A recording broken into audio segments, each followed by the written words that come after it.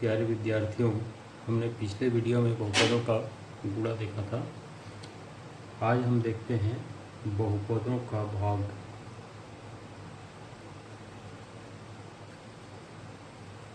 बहुपद का भाग।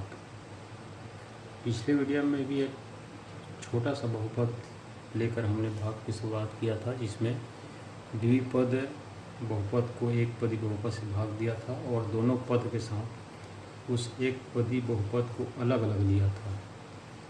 यहाँ हम देखते हैं समान गुणनखंड की पहचान करके बहुपद का भाग करना। इसके लिए एक एग्जाम्पल से हम इसको अच्छी तरह समझेंगे। मान लीजिए एक बहुपद हम लेते हैं 45x² प्लस 30x। इस बहुपद को हमें भाग देना है 15x से भाग करना है और भाग देकर हमें याद करना है इसका भागफल। तो इसको भाग देने के लिए यहाँ पर हम इसको लिख सकते हैं 45x² plus 30x upon 15x। यहाँ पर ये जिसको हम भाग दे रहे हैं वह भाज्य है, जिसको हम ऊपर में लिखते हैं, और जिससे हम भाग दे रहे हैं वह है भाजक, जिसको हम लिखते हैं हर में।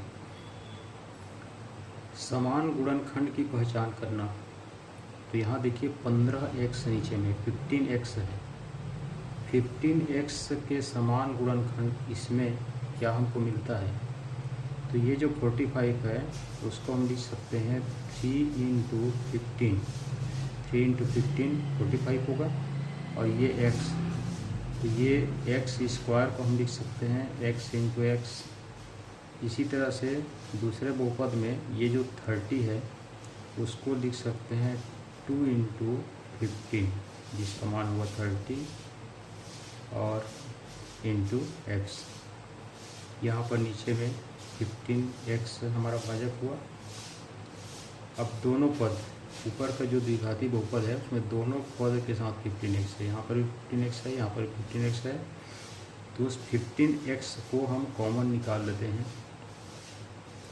15x को जब कॉमन निकालेंगे तो यहाँ 3 बचेगा और ये x शेष रह जाएगा, तो जिसको लिखेंगे 3x प्लस यहाँ से 15x कॉमन निकालने के बाद ये 2 शेष रह गया है।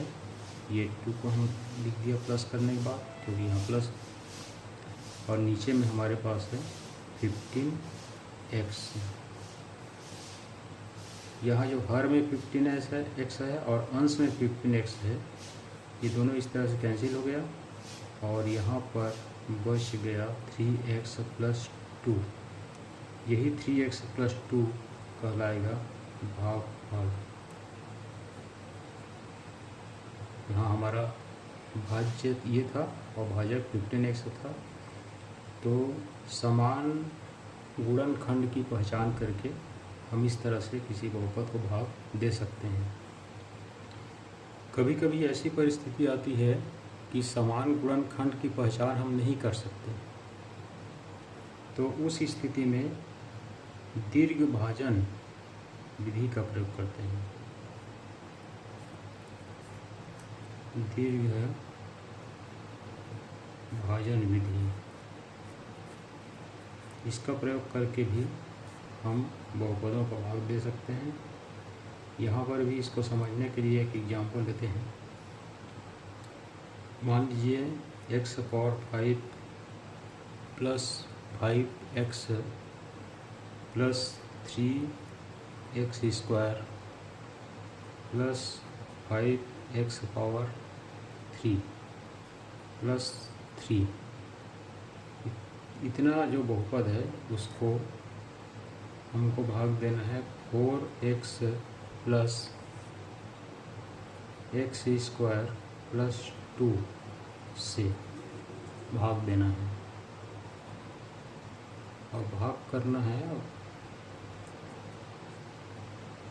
और भागफल तथा शेष पर ज्ञात करना है। तो यहाँ देखिए कि जो 4x plus x square plus 2 है, इसका समान गुणनखंड की पहचान यहाँ पर हम नहीं कर पा रहे हैं। यहाँ समान गुणनखंड इसके नहीं है। तो इस परिस्थिति में हम किसका प्रयोग करेंगे? दीर्घ भाजन विधि का प्रयोग करेंगे। तो यहाँ इस विधि से हल करने के लिए सबसे पहले इसको मानक रूप में लिखते हैं। यहाँ लिखते हैं इसको, जो x square plus 4x plus 2, ये हमने लिख दिया मानक रूप में, और x पावर 5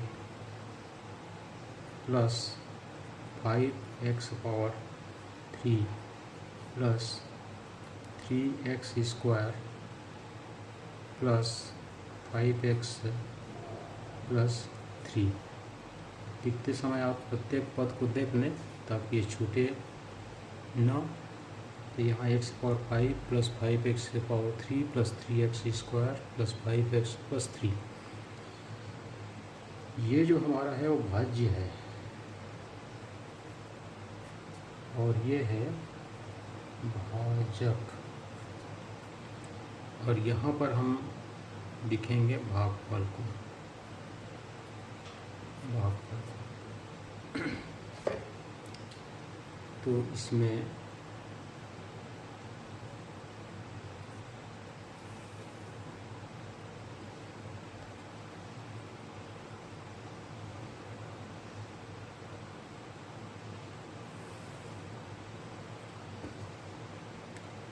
यहाँ पर भाग देने के लिए सबसे जो भाजक का बड़ा घात वाला पद है एक्स स्क्वायर, उसको भाज्य के सबसे बड़े घात वाले जो पद है एक्स पावर 5, उसको भाग देते हैं। एक्स पावर 5 को एक्स पावर 2 से भाग देते हैं और तब आपको मिल जाएगा भागफल एक्स पावर 3। ये काम आपको रखने कर लेना है। एक्स पावर 3 जो मिला, उसी एक्स पावर 3 को हम भागफल लेते हैं। ये हमारा पहला काम हुआ। अब इसके बाद इसका दूसरा काम हो जाएगा, इस एक्स पावर 3 से इस भाजक को गुणा करना। एक्स पावर 3 से हमें गुणा करना है x square plus 4x plus 2 को। तो ये मिल जाएगा हमको एक्स पावर 5 गुणा करने पर दोनों घात जुड़ेगा, 3 और 2 हो गया 5 प्लस 4x पावर 4, यहाँ घात 1 और घात 3 दोनों जुड़ गया, और प्लस 2x पावर 3। ये जो हमारा गुणनखंड आया, गुणनफल जो आया, उसी को यहाँ लिखते हैं। यहाँ लिखते हैं x पावर 5 और प्लस 4x पावर 4 और प्लस 3x पावर 3।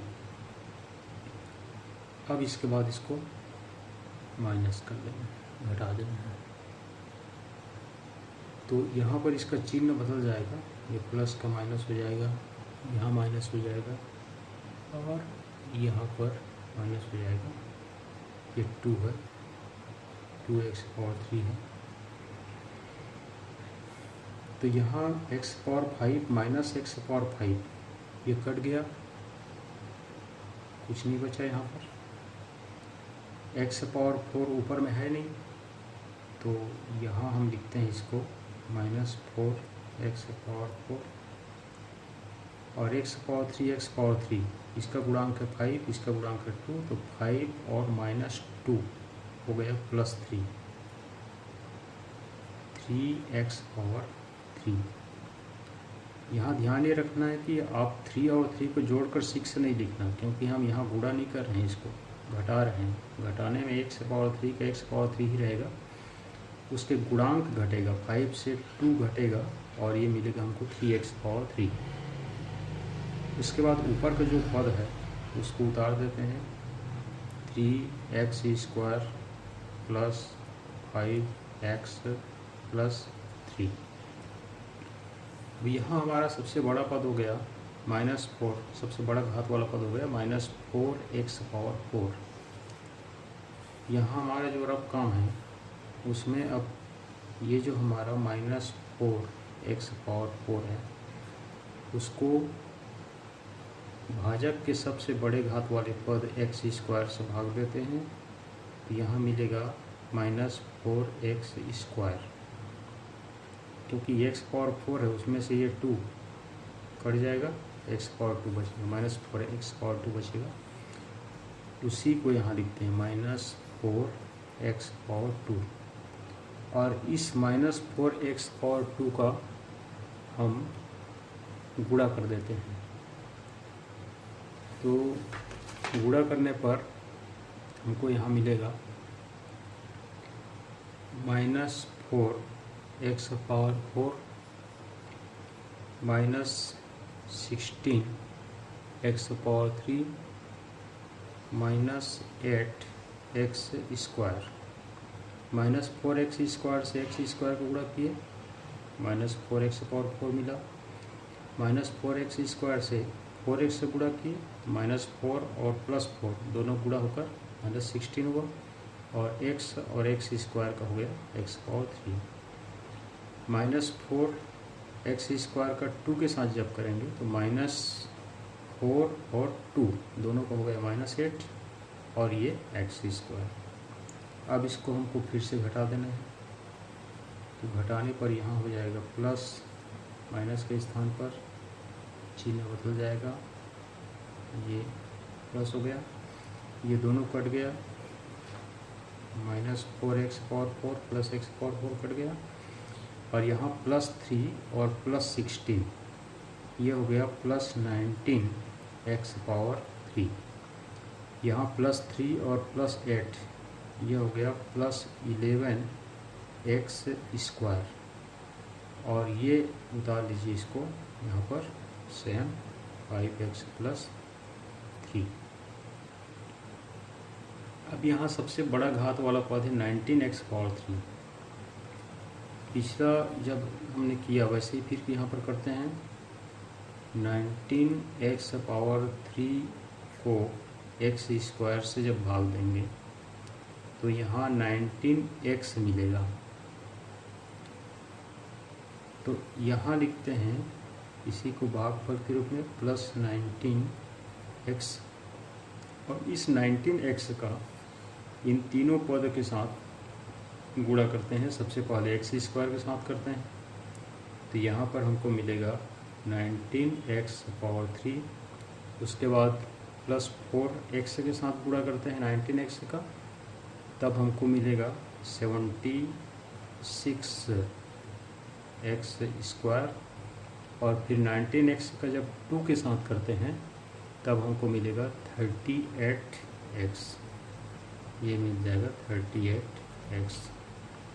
अब यहाँ फिर से घटा देते हैं, यहाँ प्लस का माइनस हो गया, ये प्लस का माइनस हो गया, यहाँ ये जो प्लस था उसका ही माइनस हो गया, ये दोनों फिर से कट गया, 19x पावर 3 -19x पावर 3 कटा, 11x स्क्वायर -76x स्क्वायर। यहाँ प्लस है यहाँ माइनस है, मतलब घटेगा, और घटेगा यहाँ पर हो जाएगा -65x स्क्वायर, 5 प्लस है 38 माइनस x माइनस है, ये भी घटेगा, और ये मिलेगा आपको -33x, और यहाँ से हम 3 को फिर से उतार दिए।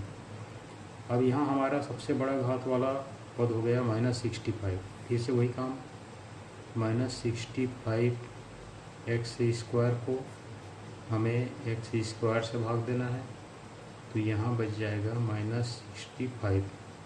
इसी -65 को यहाँ पर हम भागफल में मिलेंगे -65।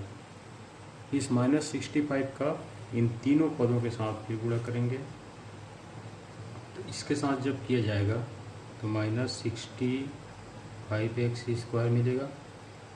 जब इसके साथ करेंगे 4x के साथ -65 का, तो दोनों का गुणा होकर -260x हो जाएगा, -260x।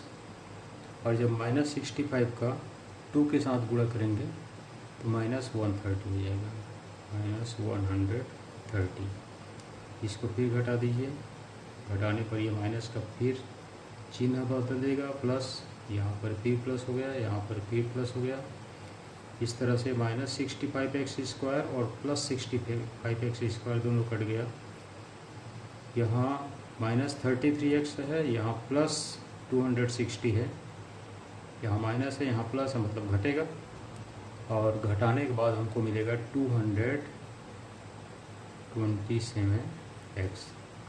यहाँ +3 है, यहाँ +130 है, दोनों को चूँकि दोनों में प्लस चिन्ह है तो जुड़ेगा और ये मिल जाएगा आपको +133। ये हमारा शेष फल हो जाएगा जो लास्ट में आया।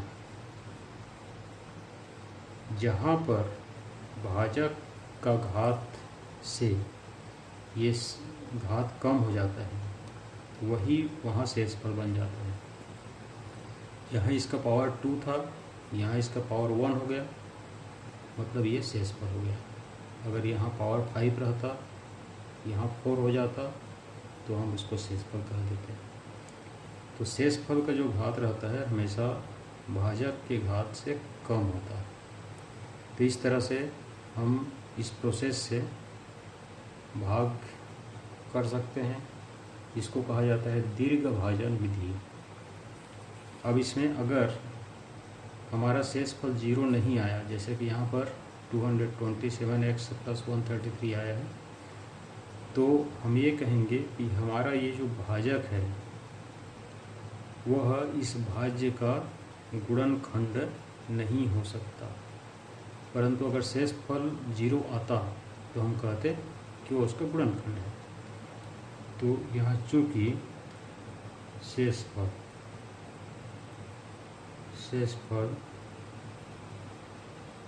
0 नहीं है, इसलिए ये जो x² + 4x + 2 है वह x⁵ + 5x⁵ + 3x² + 5x + 3 का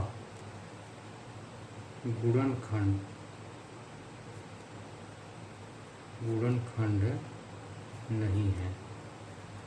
परंतु अगर शेषफल 0 आया होता तो हम इसको गुणनखंड कहते हैं। और हम इसी तरह से कोई एग्जाम्पल से समझ सकते हैं और इसको अच्छी तरह से। मान लीजिए एक और एग्जाम्पल लेते हैं इस विधि से भाग को समझने के लिए, जिसको दीर्घ भाजन विधि कहा जाता है।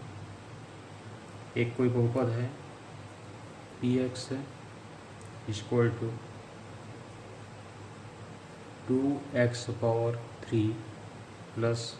4x² + 3x + 1 को qx = x + 1 से भाग करना।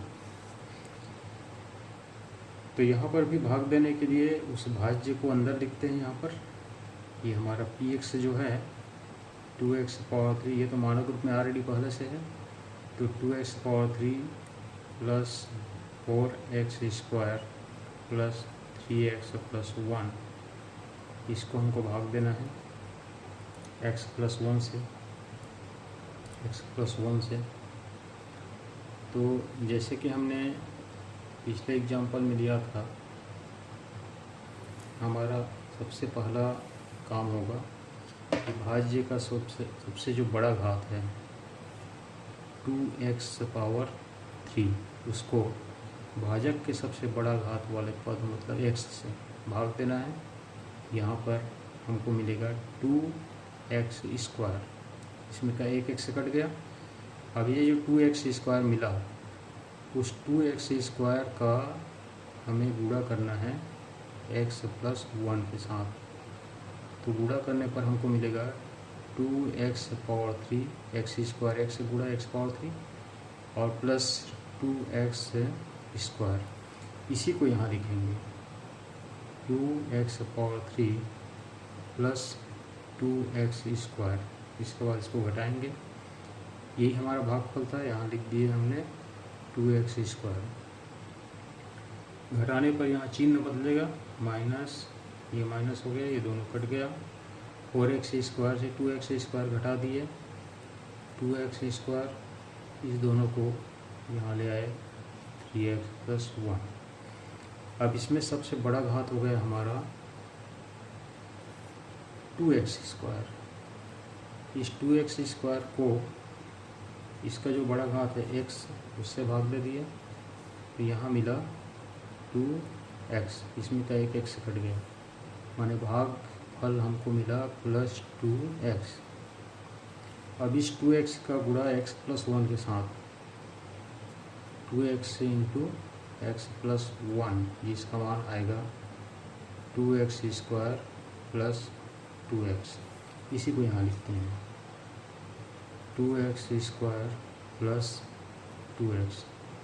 इसके बाद इसको घटा देंगे, माइनस हो गया, यहाँ पर प्लस का माइनस हो गया, ये दोनों कट गया, और ये 3x से 2x घटाने पर x, और यहाँ उतार दिए 1 को। अब यहाँ पर हमारा देखिए, यहाँ पर हम x+1 को भागफल नहीं कह सकते, क्योंकि यहाँ x का पावर 1 है, x का पावर 1 है, बराबर है। जब तक ये कम नहीं होगा पावर, तब तक हम भागफल नहीं कह सकते। तो इसलिए हमारा अब यहाँ फिर तीसरा काम होगा, ये सबसे बड़ा घात x है, यहाँ सबसे बड़ा घात x है, भाग दे दिए, 1 आया, तो ये +1 इसका भागफल हुआ, और इस 1 से हम इस x+1 को भाग देते हैं, गुणा करते हैं, तो ये हमको मिलेगा x+1। इसी x+1 को यहाँ पर लिखेंगे, ये प्लस का माइनस हो गया, यहाँ माइनस हो गया, और ये आपका 0। इस तरह से इसमें हमको जो शेष फल मिला वह 0 मिला, और ये हमारा भागफल है, और ये हमारा भाज्य है, और ये है भाजक। तो शेषफल 0 मिला, तो उसको लिखेंगे, चूँकि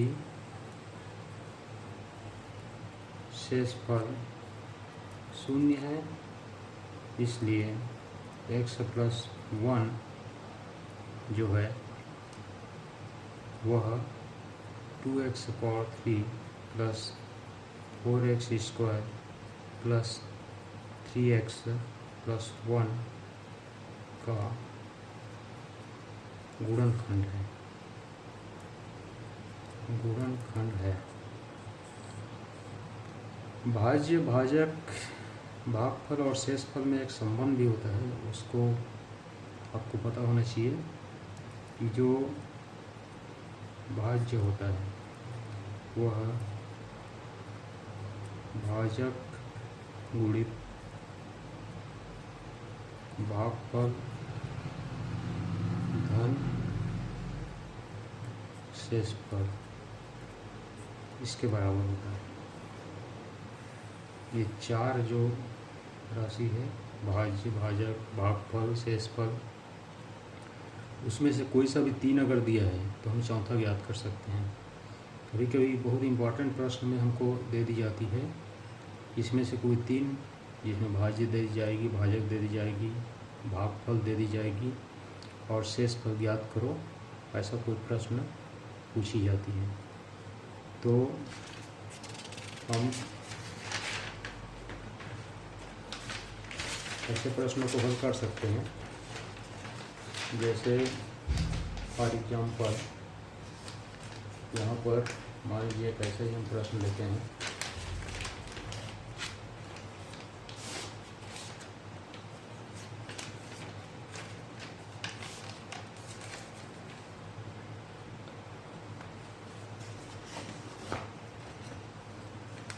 जैसे किसी प्रश्न में मान लीजिए